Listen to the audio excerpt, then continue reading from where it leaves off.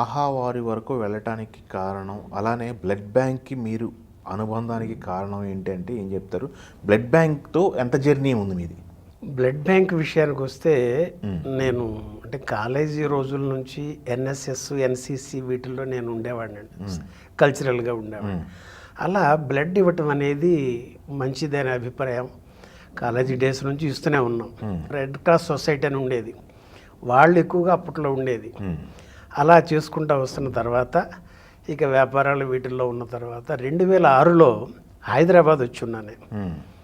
అప్పుడు మన పద్మవిభూషణ్ మెగాస్టార్ చిరంజీవి గారు పెట్టిన చిరంజీవి బ్లడ్ బ్యాంకులో ఇస్తే ఆనందం, ఇక్కడికి వచ్చాం ఇద్దాం మనం అని వెళ్ళి ఇచ్చానండి 2006లో. ఓకే. తర్వాత 2007 కూడా ఇంకొకసారి వచ్చి ఉన్నాం, అప్పుడు కూడా ఇచ్చుకున్నాం. 2009కి ఒక నటుడిగా నేను హైదరాబాద్ షిఫ్ట్ అయిపోయాను. ఓకే.